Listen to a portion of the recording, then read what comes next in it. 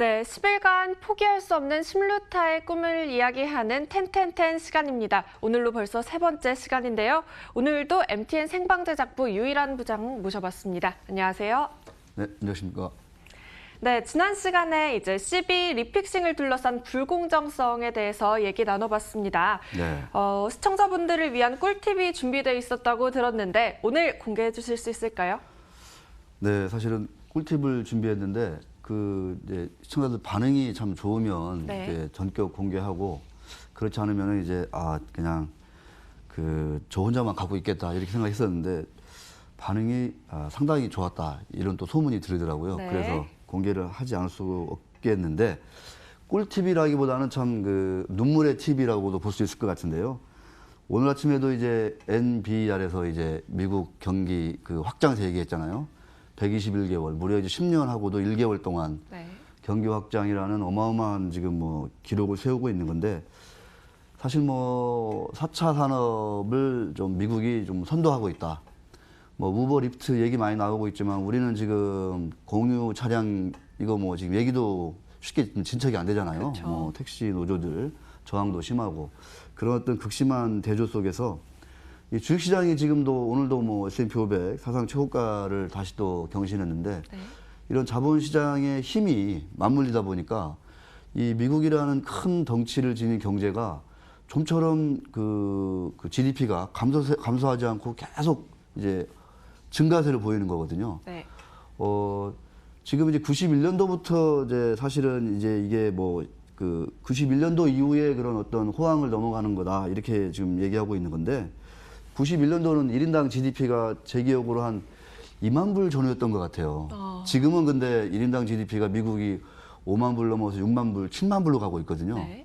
그러니까 이렇게 경제의 규모 자체가 엄청나게 달라진 상황 속에서도 전례 없는 호황을 보이고 있다. 이거는 정말 우리 시청자분들도 마찬가지고 투자자분들, 그다음에 이 공무원들, 관료들, 정치인들 정말 뼈저리게 생각해야 됩니다. 뼈저리게 생각해야 되고 왜 미국은 저런데 우리는 이 작은 우리도 물론 이제 많이 성장했지만 이 작은 경제가 매일 이렇게 지금 내수 경기 침체를 걱정해야 되고 이런 상황인지 한번 좀 다시 한번 좀 짚어봐야 될 것 같은데 네. 그런 점에서 눈물의 팁을 제가 한번 준비해봤어요. 네, 빨리 기다리고 네, 있었습니다. 꿀팁이 아니고. 네.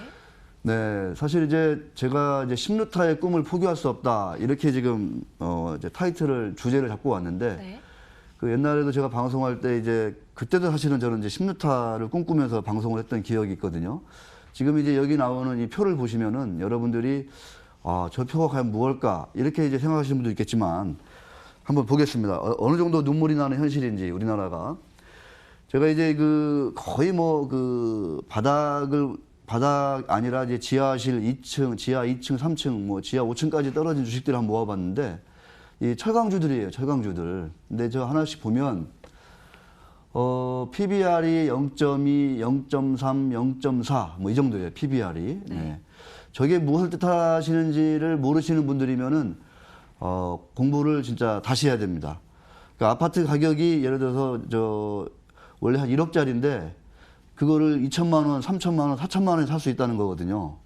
지금 아파트 가격이 원래 1억짜리인데 아파트가 2천만 원, 3천만 원에 거래되는 현실을 말하는 거예요. 저게 지금 아파트라면. 네. 근데 우리나라 주식시장에서는 저런 현실이 버젓이 지금 나타나고 있거든요. PER도 상당히 낮아서 그만큼 돈도 많이 번다는 거예요. 저런 철강주들이. 당연히 이제 덩치에 비해서 주가가 싸다 보니까 ROE는 낮을 수밖에 없는 거고 주가가 낮다 보니까 배당도 쏠쏠해진 거고 지금 저런 철강 산업이 수년간의 구조적이랄까요? 그런 과당 경쟁에 따라서 후유증으로 구조조정을 겪었거든요. 그래서 저기 있는 기업들은 각 지역에서 업권별로 이제 살아남은 어떤 강자들인데 그러다 보니까 부채 비율이 동일산업, 한국창업 같은 경우에는 거의 무차입 경영할 정도로 사실상 부채 부담이 없다는 거죠. 근데 저런 주식들이 순자산 가치의 0.2배 수준, 5분의 1, 3분의 1, 이 정도 수준밖에 심지어 이제 4분의 1 정도에서 이제 이 거래되는 이런 현실이다 보니까 저런 주식은 미국 시장에는 존재할 수가 없습니다. 네. 왜냐하면 저렇게 초저평가된 상태에 있는 주식이 있다 그러면 누군가가 공격을 해가지고 저거를 정상화시키는 그런 그 펀드나 어떤 그 전문 투자자들이 미국 시장에는 뭐 아주 그 드글드글 하거든요. 근데 우리는 저런 것들이 고착적으로 유지가 되는 시장 구조를 갖고 있어요. 그래서 아까 말씀드렸지만 미국은 새로운 산업과 자본시장이 맞물려 가지고 지금 뭐 121개월이라는 엄청난 호황을 가는 거고, 우리는 산업을 봐도 좀 한숨이 나오고 시장을 보면 눈물이 나오는 이런 상황이다. 그래서 그 꿀팁이라고 제가 이제 처음에 이제 제목을 잡았다가 네. 눈물의 팁이다, 이렇게 제가 다시 제목을 들어오기 전에 바꿨어요. 눈물의 팁입니다. 근데 말씀드렸지만 부채도 없고 배당도 많이 주고 있고 또 각 업권별로 지역별로 이제 생존한 나름 그 경제적 해자를 가지고 있는 저런 정도의 이제 설비 갖추려면 돈을 또 몇천억 투자해야 되거든요. 다른 경쟁사들이 네. 들어오려면 그런 상황이기도 하고, 워낙 자산 가치에 비해서는 초저평가고 돈도 많이 벌고 있어서 저런 기업들이 대주주가 바뀌고 경영진이 바뀌고 시장이 바뀌고 우리 투자자들의 어떤 시각, 투자 문화 이런 것들이 바뀌면 저 중에 하나 심루타가 10년 안에 나오지 않을까. 네, 10년 안에. 네, 네. 이렇게 다시 한번 네, 말씀드리고. 꿀팁인지 눈물의 눈물의 팁. 팁인지 네. 네, 아리송하지만 일단 휴스틸, 한국철강, 동일산업 그리고 현대제철까지 좀 장기적으로 지켜보실 필요가 있겠다는 점 말씀드렸습니다. 그럼 오늘 주제로 새롭게 넘어가 볼까 하는데요. 네. 새로운 주제는 또 무엇인가요?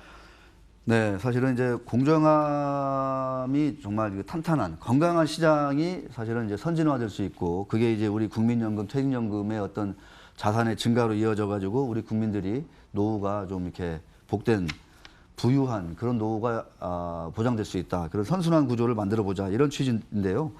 그런 불공정함의 대표적인 사례, 이번 시간에는 그 자진 상장 폐지할 때 어떤 그 가격의 불공정함 이런 거에 대해서 한번 좀 나눠볼 텐데요. 네. 원래 이제 예고된 대로 기사부터 잠깐 보시겠습니다. 네, 전해 전쟁 돌입한 뭐 태림포장 인수전, 자금력 딸리는 자금력 떨어지는 한솔재지, 뭐 중국과 손잡을까, 이런 제목인데요. 네. 지금 이제 IMM이 태림포장 그룹을 이제 팔기 위해서 8월 중으로 이제 8월 중순께 본입차를 이제 진행할 거거든요.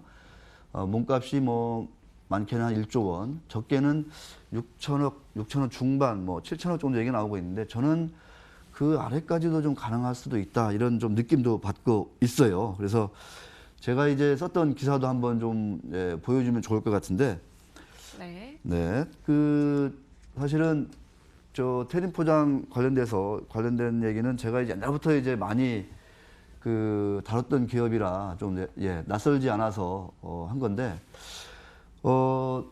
그 상장 폐지 및 공정성이 필요한 이유, 상폐한다고 3,600원에 팔았더니 배당만 4,311원을 주더라, 뭐 이런 얘기입니다. 저 얘기 들으니까 너무 좀 황당하지 않으세요? 내가 3,600원에 팔았는데 네. 배당만 자기들끼리 4,300원을 받아 먹었다. 느낌이 좀 어떠세요? 이거 좀 심각하지 않나요, 좀? 네. 느낌이 잘. 싸하죠? 네. 네. 어떻게 저런 일이 가능할까 이제 싶기도 한데, 더 심각한 문제가 또 하나 있습니다. 이제 그 IMM은 태림포장 그룹을 2016년도에 인수를 하고 나서 그 후에 이제 그 자사주를 이제 자사주 형태로 매수 청구권을 행사해 가지고 특수관계의 지분을 95% 이상으로 끌어올려 가지고 자진 상폐에 이제 성공을 했어요. 그래서 이제 이거를 이제 이조 앵커하고도 한번 제가 얘기를 했던 내용인데, 네.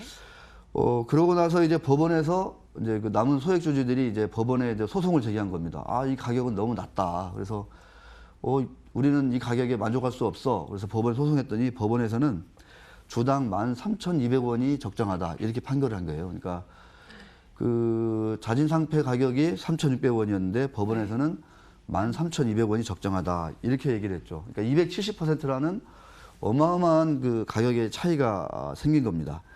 그 표를 한번 잠깐 보시면 뭐 표를 보면 더 극명하게 차이가 날 것 같은데요.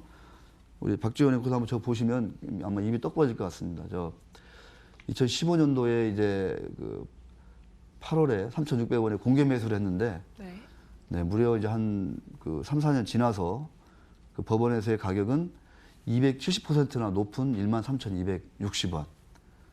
그러니까 저렇게 큰 차이가 나는 겁니다. 그러니까 한 회사를 두고 가격이 저렇게 두 개가 이게 생겨나 버린 거예요. 한 회사를 두고. 네. 네, 이렇게 얼핏만 봐도 정말 문제가 심각해 보이는데 가격 차이가 저렇게까지 많이 나면 그만큼 회사나 또 대주주가 이익을 봤다고 해도 무방할 것 같아요. 이 거래소에서는 어떤 대책을 세우고 있나요? 네, 거래소는 당연히 이제 저건 너무 충격적인 일이다. 본인들이 보기에도 참 말이 안 되는 거거든요. 한 회사인데 어떻게 이렇게 270%라는 큰 차이가 날까? 뭐 이렇게 걱정도 많이 하고 또 이제 여론도 안 좋아지니까 그러면 이제 자사주를 사서 자진상폐하는 건 맞겠다. 네. 근본적으로 좀 맞겠다 이런 얘기고, 그래서 자진상폐하려면 대주주들이 직접 사라. 뭐 이렇게 지금 그 룰을 좀 바꾸고 있습니다.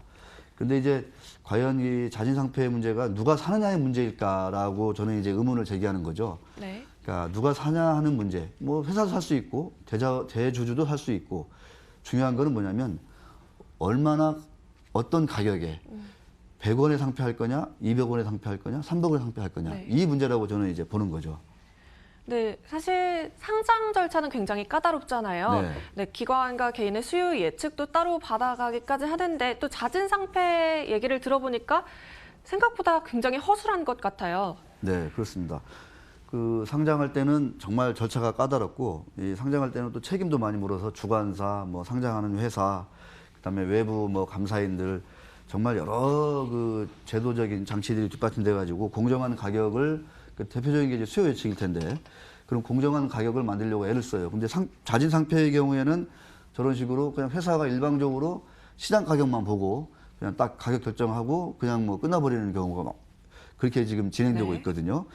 그래서 제가 이제 말씀드린 대로 그 자진상폐 할 때도 그 상폐 가격이 공정해야 된다. 이게 제일 중요하다. 저는 이렇게 보는 거고.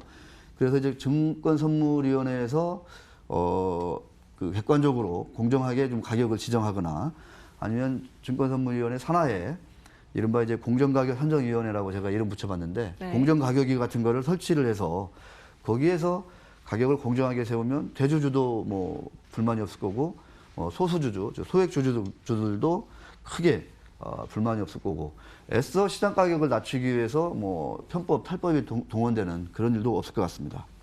네, 이렇게 공정가격산정위원회라고 이름 붙여서 제안을 해주셨는데 네. 사실 제 생각으로는 굉장히 감시기구들이 많을 거라고 생각을 원래는 했었거든요. 근데 네. 아닌가 봐요.